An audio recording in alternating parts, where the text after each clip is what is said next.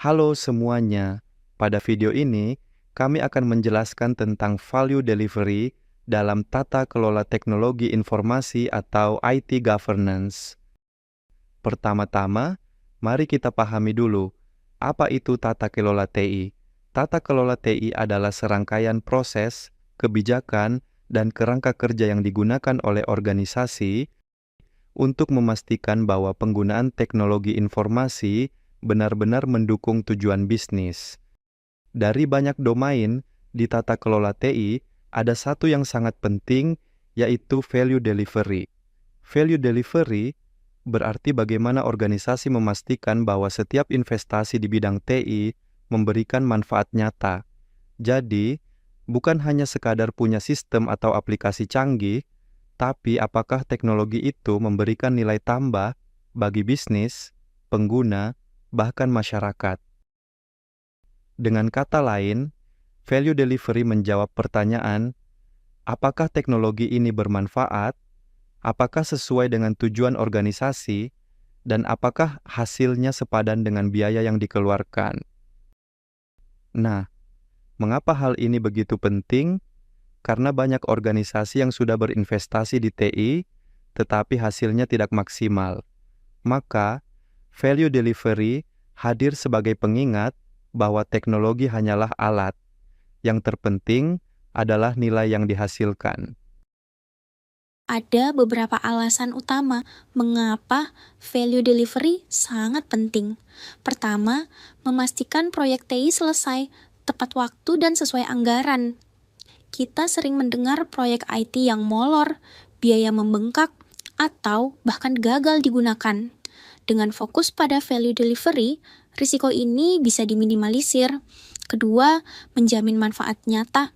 Misalnya, sistem baru harus membuat pekerjaan lebih cepat, layanan lebih baik, dan keputusan manajemen lebih akurat. Ketiga, menyelaraskan strategi TI dengan strategi bisnis. Artinya, setiap proyek teknologi harus mendukung tujuan utama organisasi, bukan berdiri sendiri. Jadi, value delivery bisa kita ibaratkan seperti jembatan yang menghubungkan investasi TI dengan hasil nyata yang diharapkan organisasi. Tanpa jembatan ini, investasi TI bisa jadi hanya pemborosan. Lalu, apa saja faktor yang mempengaruhi keberhasilan value delivery? Pertama adalah kepemimpinan dan manajemen. Dukungan dari pimpinan organisasi sangat penting. Tanpa dukungan ini, implementasi TI akan sulit diterapkan. Kedua, strategi TI yang terintegrasi dengan strategi bisnis. TI harus mendukung arah bisnis. Jika tujuan bisnis adalah meningkatkan pelayanan pelanggan, maka TI harus hadir dengan solusi yang membantu itu. Ketiga, sumber daya manusia. Teknologi secanggih apapun tidak akan memberi nilai kalau penggunanya tidak bisa mengoperasikan.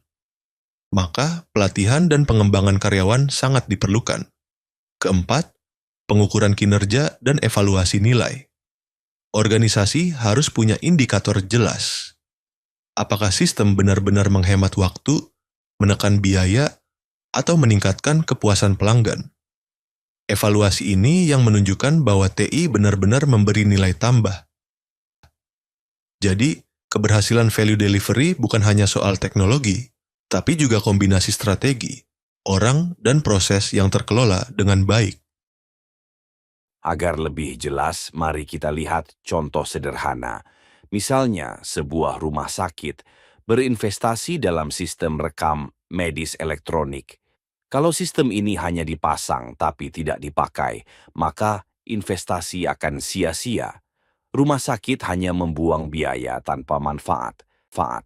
Tapi jika digunakan dengan baik, dokter bisa melihat riwayat pasien lebih cepat. Pasien tidak perlu membawa banyak berkas dan administrasi lebih efisien. Hasilnya, pasien puas, tenaga medis terbantu, dan biaya operasional menurun. Nah, inilah gambaran nyata bagaimana value delivery bisa tercapai. Nilai yang diberikan TI bukan dari teknologinya sendiri, tetapi dari manfaat yang dirasakan pengguna dan organisasi. Sebagai kesimpulan, Value delivery adalah memastikan TI benar-benar memberi manfaat nyata. Prinsip utamanya ada 3, tepat waktu, sesuai anggaran, dan memberikan nilai tambah. Untuk mencapainya, organisasi butuh dukungan kepemimpinan, strategi yang selaras, SDM terampil, dan evaluasi kinerja yang jelas. Jadi, ingatlah, teknologi hanyalah alat. Yang terpenting adalah bagaimana alat itu membawa nilai bagi organisasi dan masyarakat.